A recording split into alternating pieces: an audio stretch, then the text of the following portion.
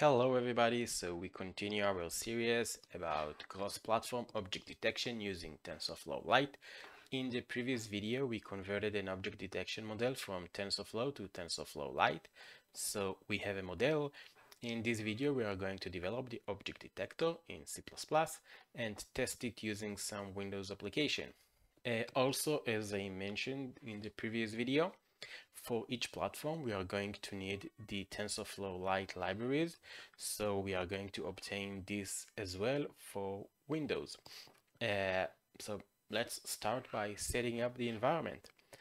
I created a repository. I called it the TF Lite Cross-Platform, inside which I already placed the model that we converted in the previous video. And I also put here the labels, a label file for the which is basically the detection categories. So when the object detect an object from category 0, it's going to be person, category 1 going to be bicycle, etc. So we have this in our repository. Now, of course, that in a real project you don't want to commit and check in binaries into the repository. This is just for our example. I also created an object detection folder in which we will have our object detector header file and the implementation. Currently these files are empty, and there is a project, a WinTest application, which is a C++ project, which is also empty at the moment. And I got some test image that we are going to test again. So this is the image, and I took this image from Unsplash. So thanks to Jack Carter for the image. Okay, so next we need the TensorFlow Lite library for Windows. Now we can go ahead and build these libraries using the Bazel build system for TensorFlow, or you can just download pre-built binaries from this repository that I try to maintain. I call it TF Lite dist, and this repository contains the header files and the libraries for TensorFlow Lite, both in C and C++, for Windows, Android, and iOS. So we'll go to releases and we download the latest release, which is TensorFlow 2.4.1. So I'll just download this file. Okay, the file finished downloaded. Let's see what we have inside. Okay, so we have this TF Lite dist, and inside we have the include folders for TensorFlow. We have the headers for the C++, and here we have the header for C. Now, this is all the TensorFlow headers. It's not the headers that you need for running inference only. I just included here all the headers because I didn't know what the exact headers that are needed, so I just put everything. And inside libs we have the libraries. So we have for Android the library for C++, for C, and the GPU delegate. We have it for each CPU architecture. For iOS we have the TensorFlow Lite C framework, and for Windows we have the TensorFlow Lite C DLL. For Windows we don't have the C++ DLL because the size of this DLL is really big. It's not optimized. So we have only the C DLL for Windows. So let's take this and copy it to some folder. So under tools, I'm going to extract it here. Okay, it's finished extracting. It took some time because there are a lot of header files, which most of them are not needed, but they are there. Okay, so we have the distribution of TF Lite dist. The next thing that we will need is Opencv. The reason that I'm using Opencv is our model gets images which should be with specific size, 640 by 640. So using Opencv gives me an easy way to resize images, and it's cross-platform. So we have Opencv for Windows, iOS, and Android. So having Opencv makes it really easy to prepare the data for the model and write it only once. I don't need to do the resize on each platform. So under library releases, we are going to download Opencv for Windows. We will use the latest version, and I'll just download it. Okay, download finished, and this is an executable. I believe it's a self-extracting file. That's it.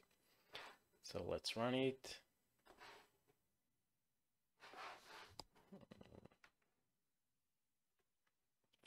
Where is the file? Downloads.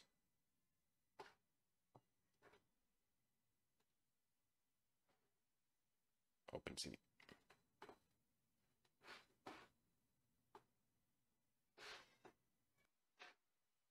Run. And we'll extract it to C tools as well. Okay, finish extracting. Let's see what we got. So we have Opencv. This is Opencv for Android. We are going to use it when we build the Android application. And for Windows, we have the Opencv and build x664 vc15 lib. So here we have the libraries that we are going to build against, and under bin we have the DLL, which we will need for runtime. Okay, so we have Opencv and we have the TensorFlow Lite distribution. Now, in order to reference them inside our C++ project, let's create environment variables that will point to these folders. So I'm going to environment variable, and you can see that I have an environment variable for Opencv Android, and I already have an environment variable for TF Lite called TF Lite dir. Let's rename it to TF Lite dist. Okay, and let's add a new one for Opencv. So we'll call it Opencv dist, which will point to C tools Opencv. Okay, so we have this, and another thing, we need to edit our path, and we will add the bin folder of Opencv. So as I mentioned, during runtime, we will need to have the Opencv world DLL available for us. So I'll just put this folder in the path, and that's it. Okay, now let's set up our test application project. I already created here a test application. It's a C++ console application, and it is currently empty. There is the main file. This is where we have our void main or int main, and the object detector header file and the implementation file, which are both empty. So in order to use Opencv and TensorFlow Lite, we need to set up our project to have a reference to the header files and to the libraries. So we need to set up the project. Before we do that, please make sure to switch here the build settings or build configuration to 64-bit and to release. We are going to work directly on the release. If you want to debug, you can set it on debug, but we are going to set the project for release 64 bits. We are going to the project properties, and here under C++, general, we have additional include directories. So we are going to add the Opencv header files, which are under Opencv cv dist build and include, if I remember correctly, we'll check later. And the TensorFlow is tf lite dist / include as well. Okay, so first we check here at the bottom that the environment variables interpreted correctly, and here I see that it's not. I forgot this. So now we have C tools Opencv build include. Let's go Opencv tools Opencv build include. Okay, so this is the root of the header files, and under tf lite dist include tf lite list include, yeah, this is the root of the header files as well. So this is for the include files. Next we need the libraries for the link time. So under general, first we have the additional library directories. We need to add the directories where the libraries are. So for Opencv, it's under Opencv dist, and it's build x64 vc15 lib. And for tf lite dist, it's tf lite dist / libs / windows x86 64. So let's see. So this is tf lite dist libs windows x86 64. So yes, this is the correct path. And for Opencv, let's check. It's Opencv build x64 vc15 lib. Okay, so the library that we will need is Opencv world 4.5.1. Now there is the release library and the debug library, which ends with a D. I'm going to use the release library, so I'm going to copy it, and after we specify the library directories, we need to specify the libraries themselves. So in additional dependencies, we are going to add Opencv world library and the TensorFlow library, which is this one. This library, and that's it. Oh no, I see that the configuration here we did for the debug. So let's do it for the release. Do you want to save the changes? Yes. Okay, now it's deleted everything that we have done. Great. So I'm going to do it again for the release configuration. Okay, so I added all the configuration back for the active release and x64. So that's it for the project setup. Now let's see if it's working. Let's try to load our test image. So we'll include Opencv. Okay, we have TensorFlow, we don't have Opencv. Let's check again. Properties, C++, general, edit. So it's going to C tools. Oh, remove this one. Okay, and let's see now. So now we have Opencv, thank God, and we'll take core, and in order to display the image, we need Opencv high GUI. Now let's load the image. The image that we are testing is this OD test JPEG. So mat img equals imread. We need to use namespace using namespace cv imread, and we just give the path, and then imshow the name of the window, it doesn't matter, and the image. and let's wait and return 0. Let's see if our project builds a rebuild solution.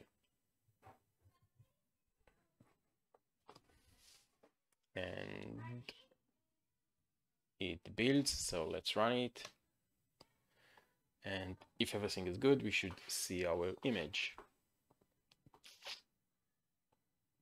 And here is the image. So Opencv is set up correctly. Now we will go to start and implement our object detector.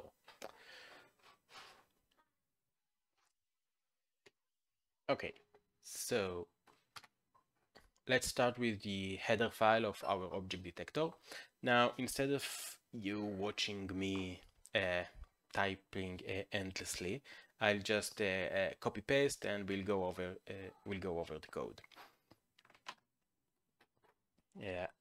So this is the header file. We need Opencv and we include the C API from Tensorflow Lite using namespace CV, and we define a struct which is going to be our detection result, or a single detection result. So each box that we are going to detect an object, we are going to return this struct, which is going to have the label of the detected object, the score, which is the confidence of the detection. It's going to be between 0 to 1, and the location of the box of the detected object in the image. It's going to be with a y min, x min, y max, and x max. So this is the struct that we define as our result.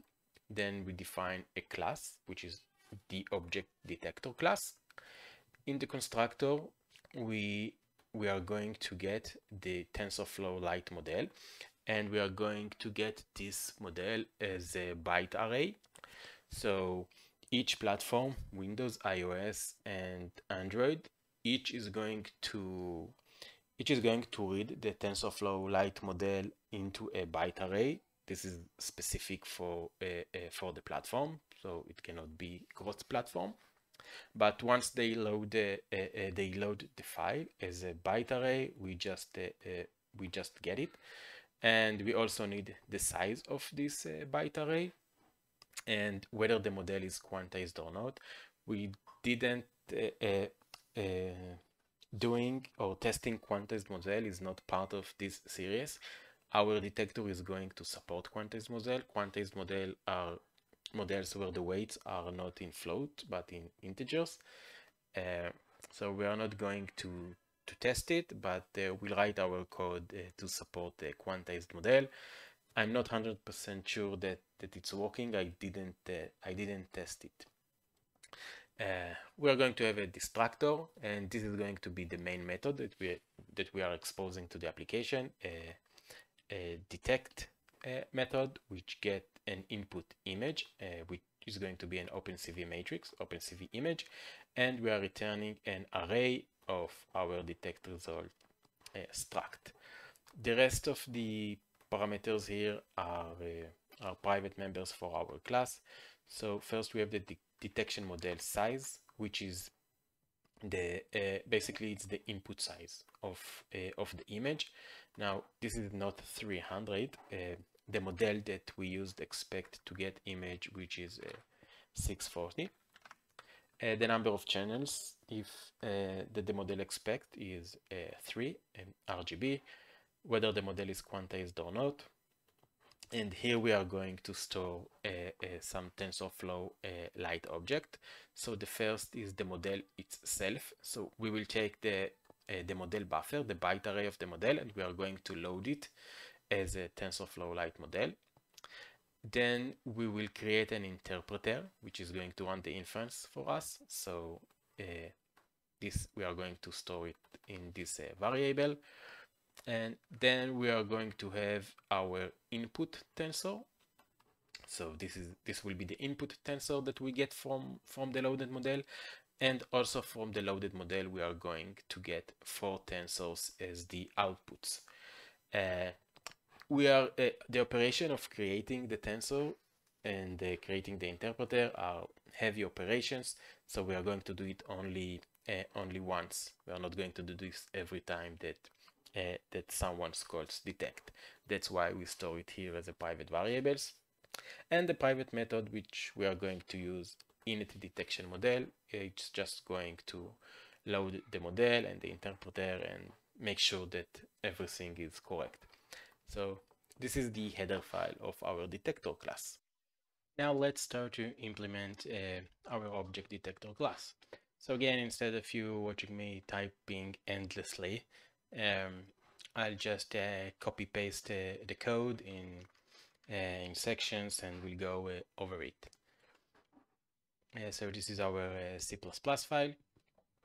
I'm including the object detector header class and some Opencv image process model, so we can do some resize of the input image.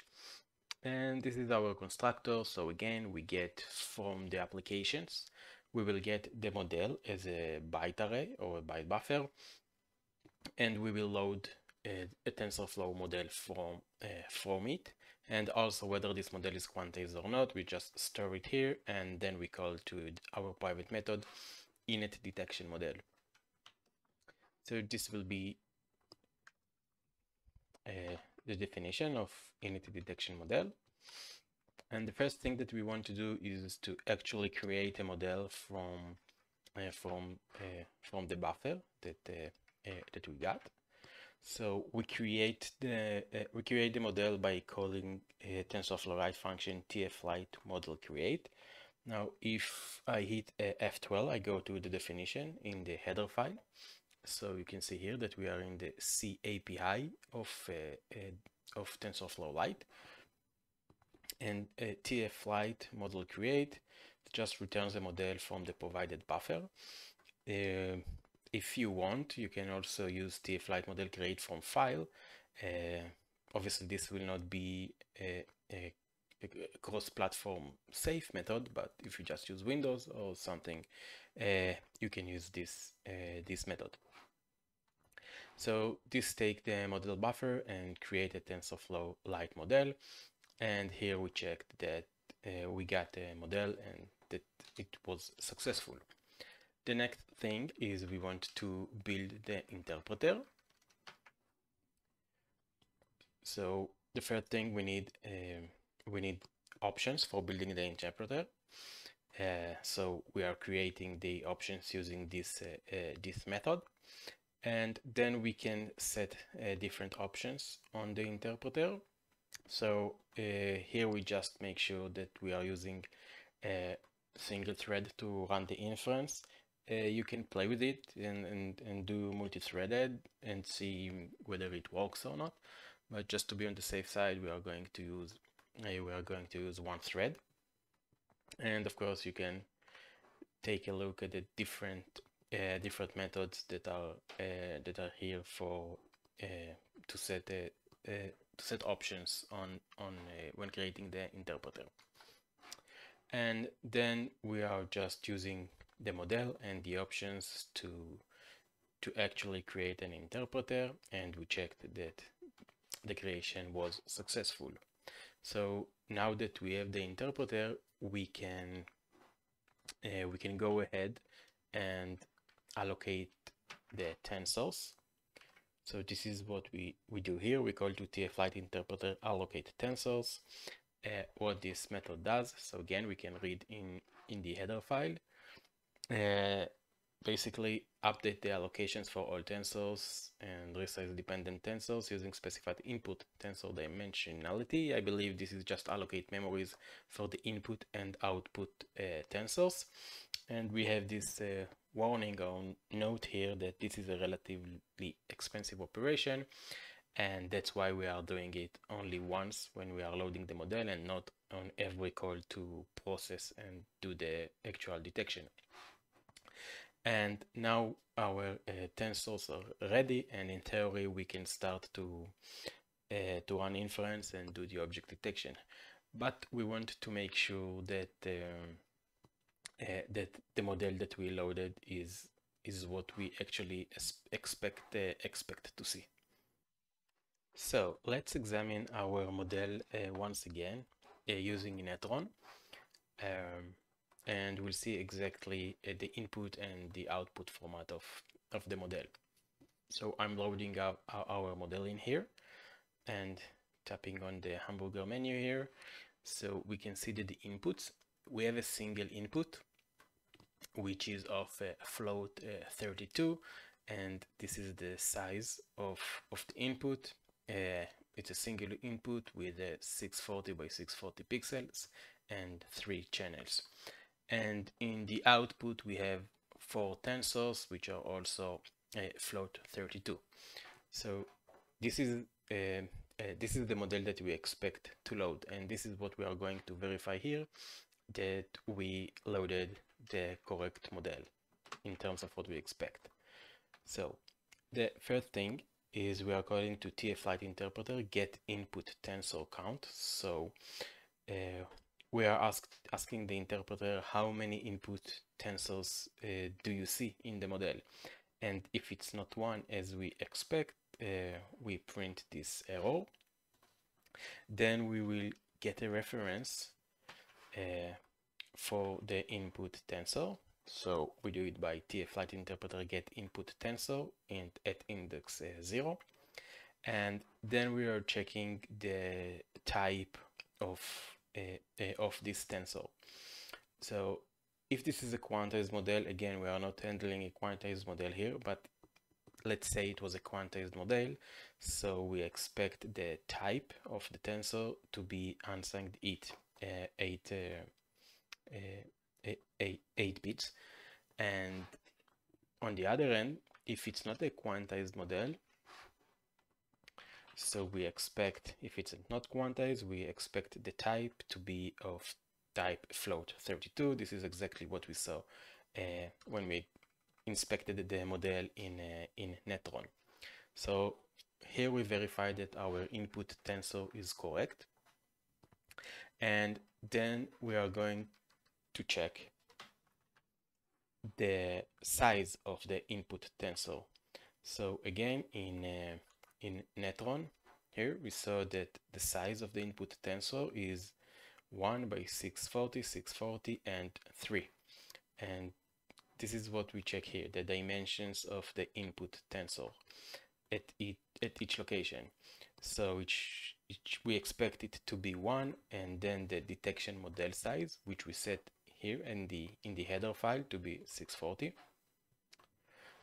So the second and third dimensions are expected to be 640, and the last dimension we expect to be 3 as defined here. So in case, I don't know, you have a model that expects to get a grayscale image, so probably the last dimension here would be 1 and not 3. So this is, we are checking the dimensionality of the input tensor.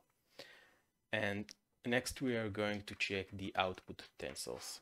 So again, we are checking, we are asking what is the count of the output tensor, so how many output tensor there are in the model.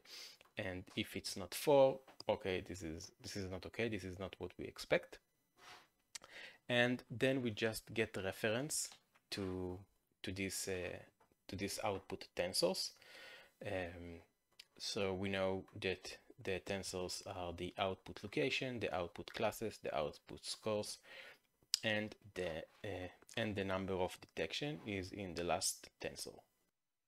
Now, I'll refresh your memory how we know this. So in the previous episode, in the previous video, when we converted the model, we used this script, the export TF-Lite graph, and in this export, it said that the model is going to have 1 input and 4 outputs, and these are the outputs, detection boxes. So here I just called it locations instead of boxes, detection classes, detection scores, and number of boxes, which here again I call number of detections.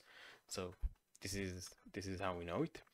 And That's it. We created our interpreter, and we verified that everything is correct in the model. It seems to be what we expect to find in the model. Now we can just write our destructor for this class. In the destructor, we check if the model is not null. We call to the TensorFlow Lite model delete. We just delete and free the memory of the model. This will also free all the tensors, etc. And next, we are going to have our main method, which is actually detection, performing the detection. So this is the definition of our method. We are going to return a detect result array, and we get as input an image, an Opencv SRC image. And the first thing, we will just define some default result, and in case the model is not initialized, we just return the default result. We will not do anything. The next thing is we need to resize the image to the input, to the size of the model, which should be 640 by 640. So this is what we do here. We call to the Opencv method resize, which get an input image, output image, and then the target size that we want, which will be 640 by 640. And the next thing that we want to do is to make sure that our image will have 3 channels, because this is what our model expect to receive. So this is what we are going to do next. We are going to check how many channels we have in the image and do the appropriate the needed conversions.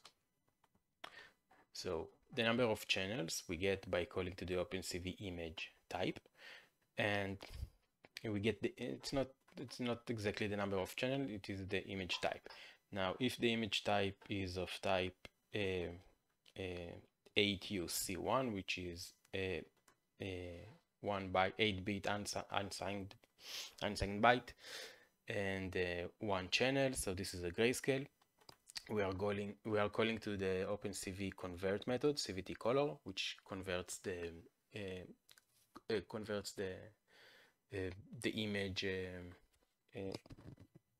image format. So we change it from gray to RGB, and this is an important thing to note if you are not familiar with Opencv. Opencv stores color in not in RGB format, but in a BGR format, and this is what we are checking here. So if this is a 3-channel image, we do the conversion from BGR, which is the default Opencv format, to RGB, which is the format that our model expect. And if this is a 4-channel image, so we convert from Opencv BGRA to 3 channels RGB. So now we know that we have the correct format for the image. And the next thing, we want to copy the image to the input tensor. So here we need to check if our model is quantized or not. Again, we are not handling quantized models here, but just for I don't know, if you will want to try a quantized model, I didn't test it, but in theory, what we do, we get a reference to the input tensor in its unsigned int 8-bit representation. This is already an allocated buffer, so we don't need to allocate it, and we just copy the image data. Again, image data is just a byte array of the RGB bytes of the image, and we just copy it to the destination, which is the input tensor memory chunk. So we just copy the memory and that's it. But if this is not if this is not a quantized model, so we need to convert our RGB bits from unsigned byte to float 32, and this is what we are doing here. And also we need to normalize the image, so each pixel is going to be between -1 to 1. Now, how do we know that? So again, I'm going back to the script that we used to convert the model from TensorFlow to TensorFlow Lite, and here when describing the input, you just say it, the input image blah blah blah containing the normalized input image. And also note, see the preprocess function defined in the feature extractor class in the object detection models directory. So this is what I did. I find here under the object detection models there is the feature extractor that relevant to our model, which is the MobileNet V2 FPN, and this is the preprocess method.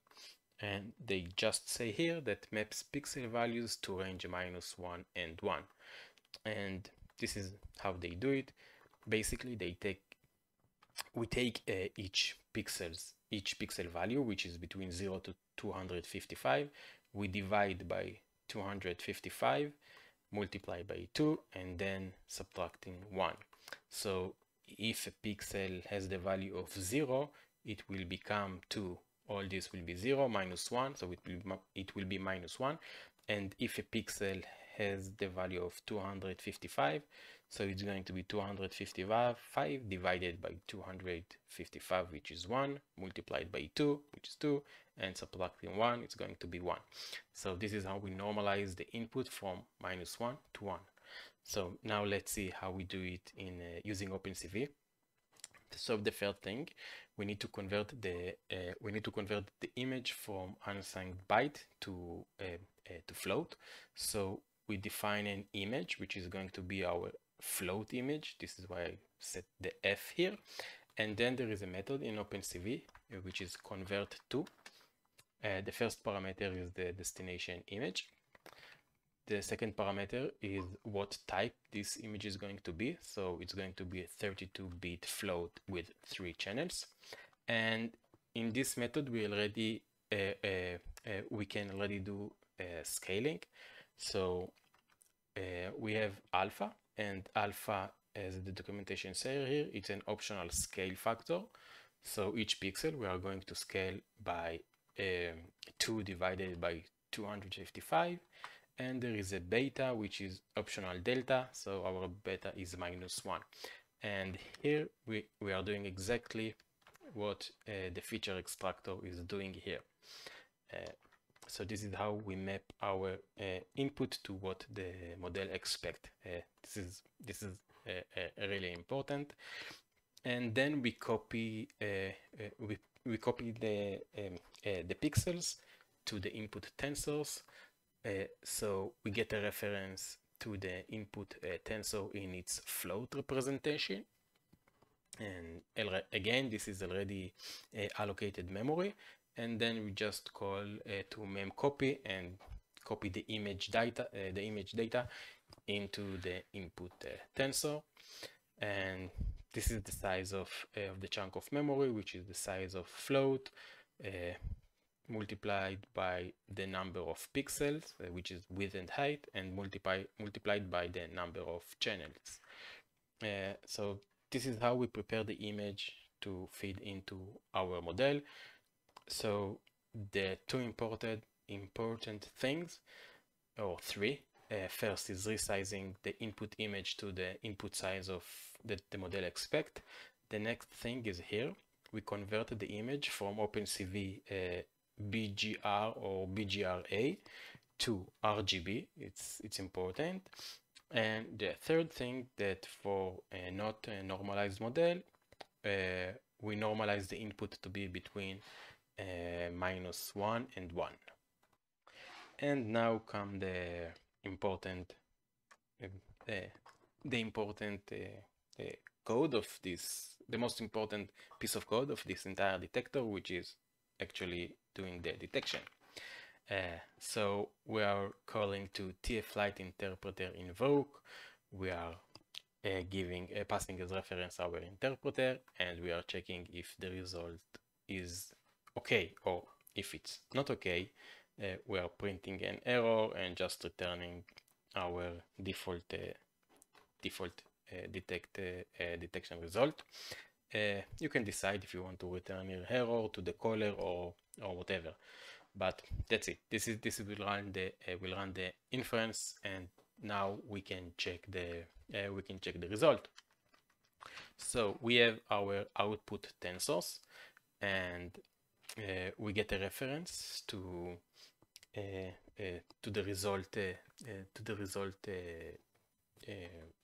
result arrays.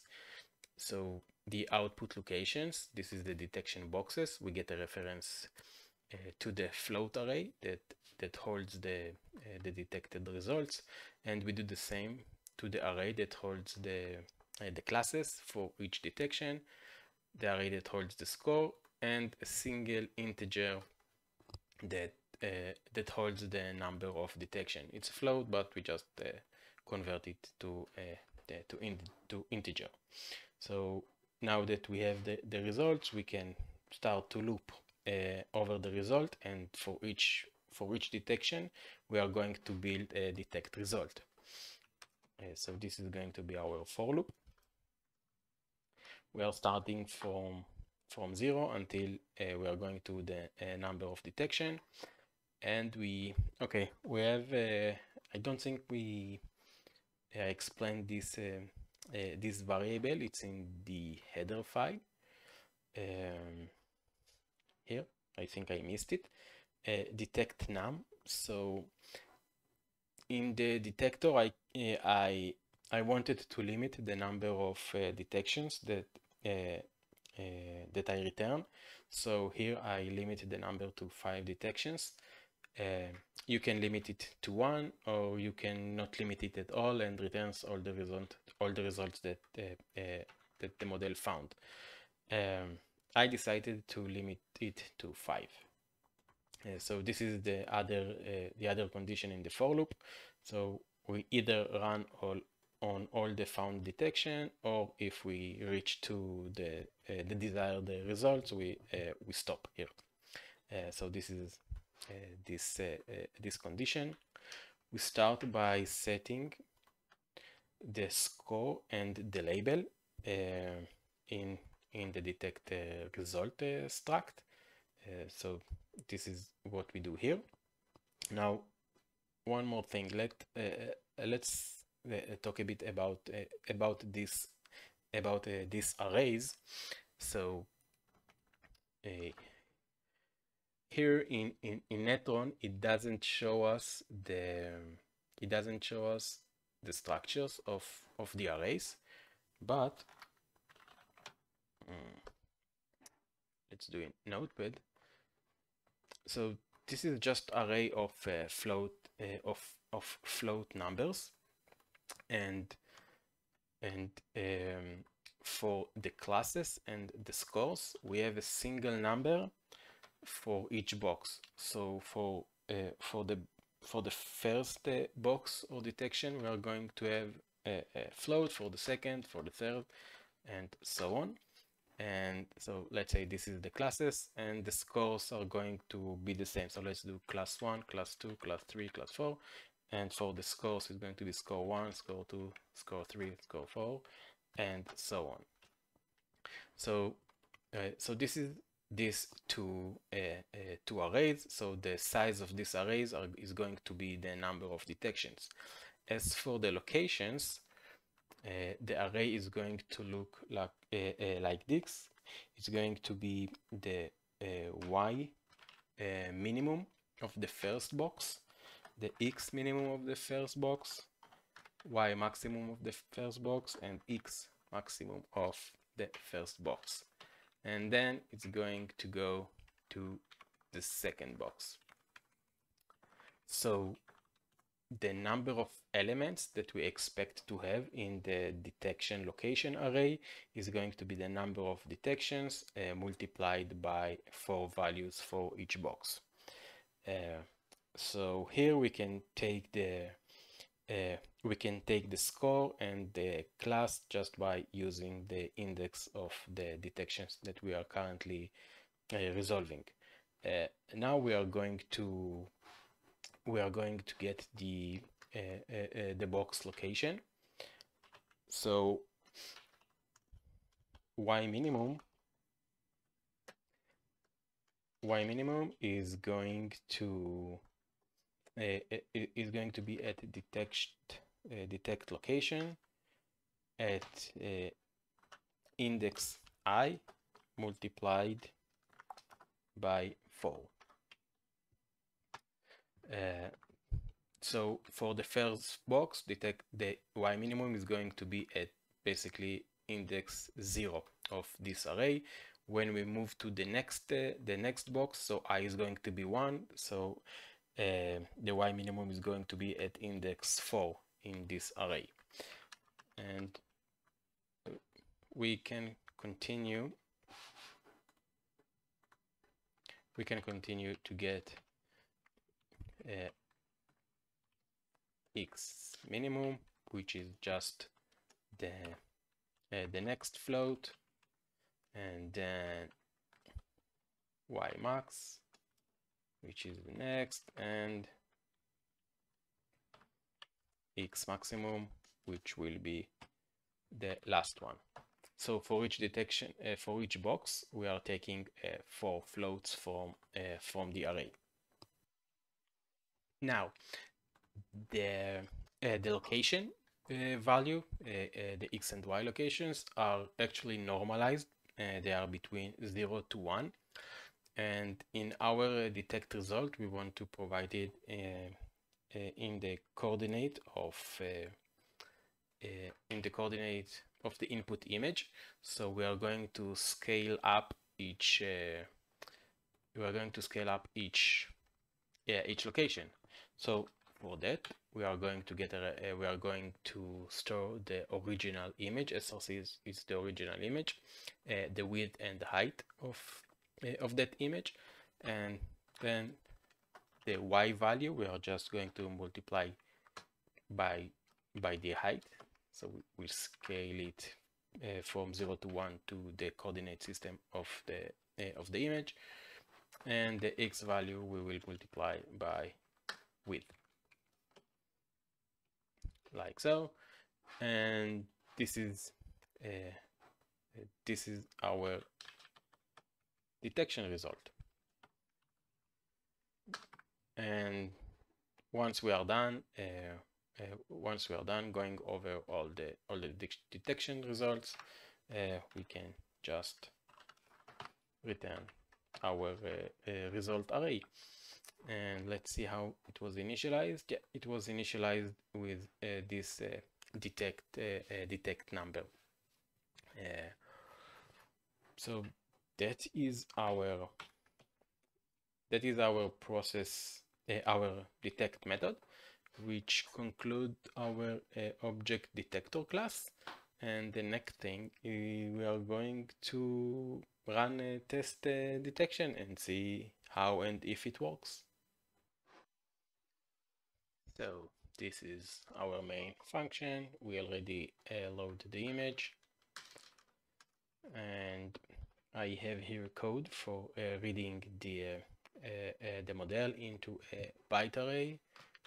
Just need to include fstream here and using namespace std.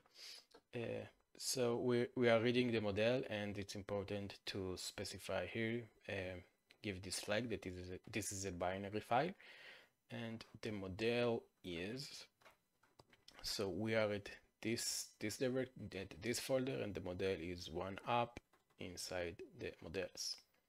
So it's one up and models.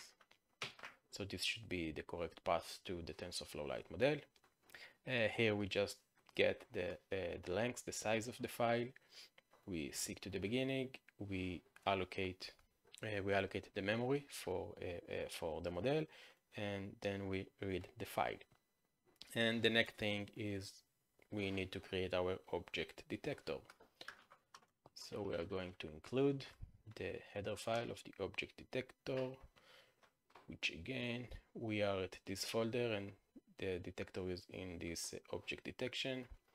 So it's one up, object detection and object detector. So let's create the detector. We'll call it detector, object detector, and we'll give it the model buffer, the file that we just read, the size of this byte array, and it's not quantized, so false. And this is our detection result array. We just call to the detector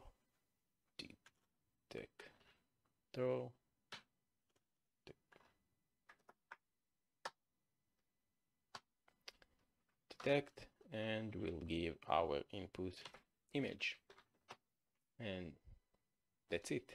Now we expect to get some result.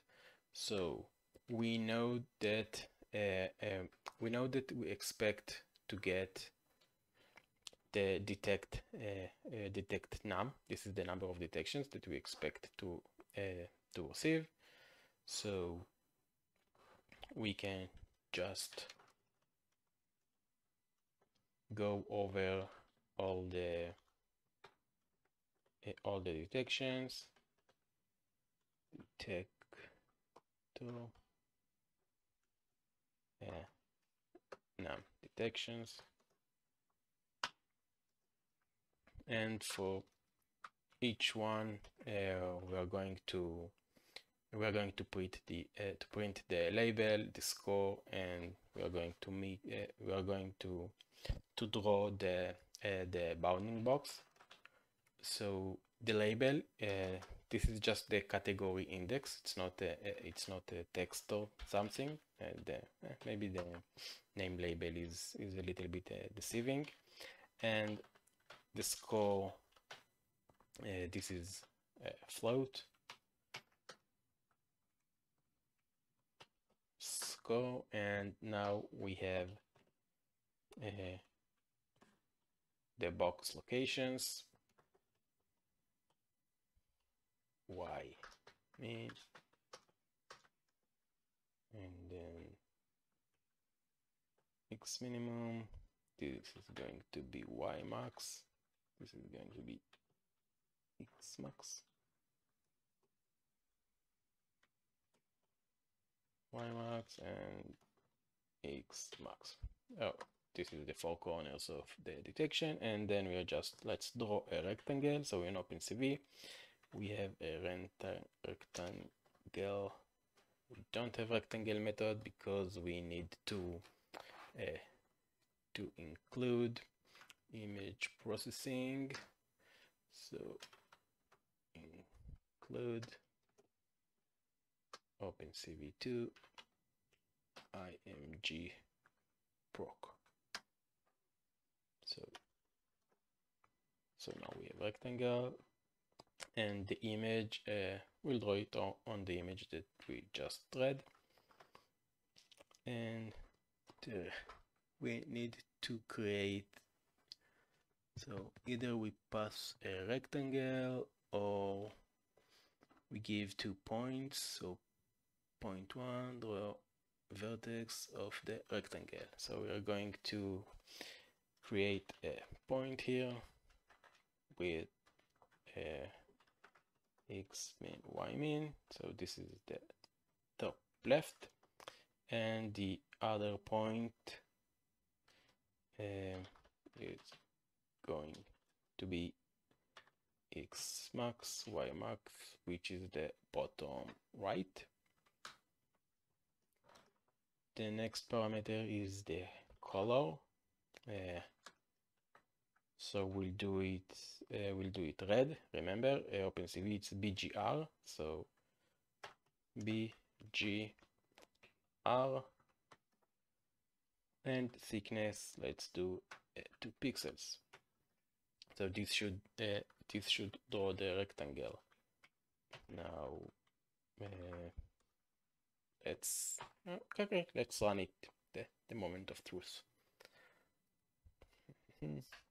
So we are building. I hope the relative path to the model here is correct.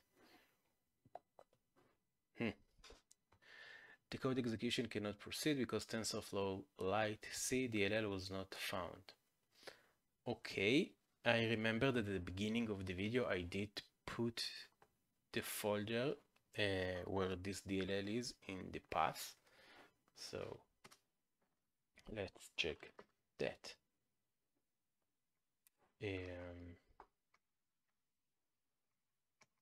It's in the tools, TF Lite dist, libs, this one, and this. Where? Okay, it's not. Oh, we did it for the Opencv DLL, not for the TensorFlow Lite DLL. So we can just take this DLL and copy it to here. This is where our exe is. So let's try now.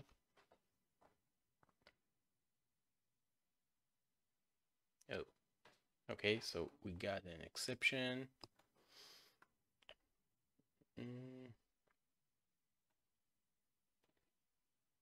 From here. So probably it didn't, the file path here is not correct to the model. Let's see that I don't have any typo. So this is Win test app, and we are going one up, models. Oh, it's not OD SSD, it is OD model.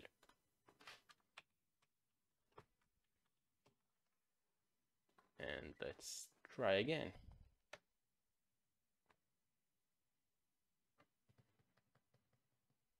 And okay, it just stops, which makes sense. It will be a good idea if we are going to actually show the image. So I am show image,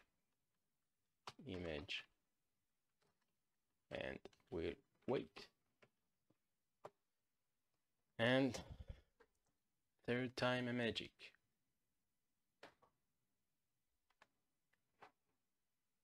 Ta-da! Okay, so we got our 5 boxes. We have one around the orange, 2 around the apple. There is one small here, which maybe it's this apple, I don't know, and the larger one. So next we are going to print the labels and see what's the meaning of all these boxes.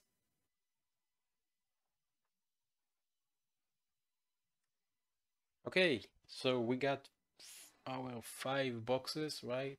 We have the big one, we have one here around the orange, around the red apple, around the green apple, and there is one more apple here. But this is just the boxes without the labels, so we don't know what it means. So let's print the labels now, and we'll see what each box means. So in Opencv we are going to use the put text method on the image, and our string is going to be the label. So we'll convert the label to string, and then we'll do dash, and we'll give the score. So we're going to have the label as a number and the score. Then we need the bottom left corner of the text.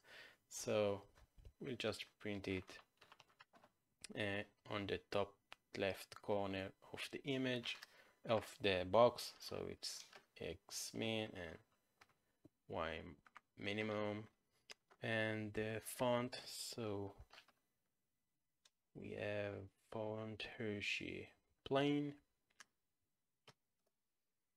and the font scale, let's do 1.5, and the color we'll do red, so BGR,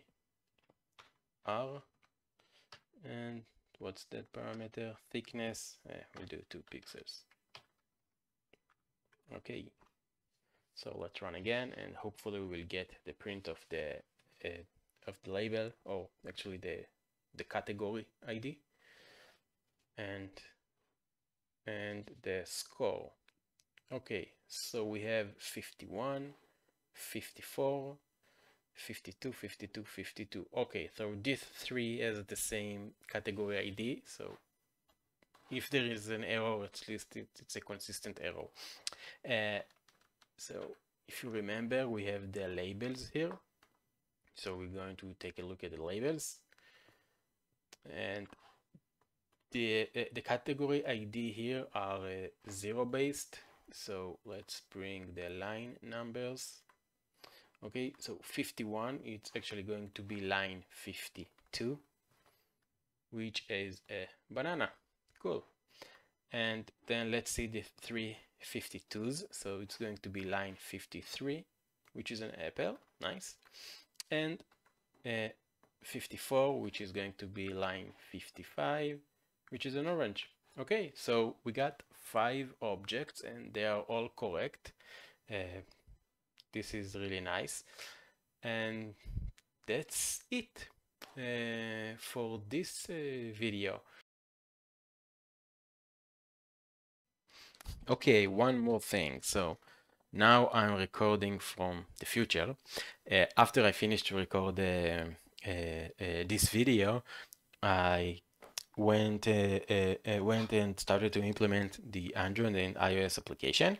And when I came to run the actual detection in this line where we do the detection, so here, when we are running the interpreter, the application just crashed. And I tried again and it's crashed. I tried to replace the libraries. Maybe I used the wrong libraries, but it kept crashing. So I went further to investigate this issue, and what I found that we get I get a bad memory exception, like we are trying to access memory that was freed or something like this. I thought that maybe this copy of the image to the input tensor didn't work well, or somehow freed the memory, but it was not. And then I noticed this. So in this test application, what we are doing, we are loading the model. Here we are allocating memory for the model, and we are reading it from the file, and then we give it to the object detector and we run the detection. During this time, we are keeping the model in memory, and this is good in this test application. But what happens in the mobile applications? We are taking our model and we are embedding the model as an asset in the application, and then when we are reading the embedded asset from the application and we give this model to the object detector, the operating system is actually freeing the memory.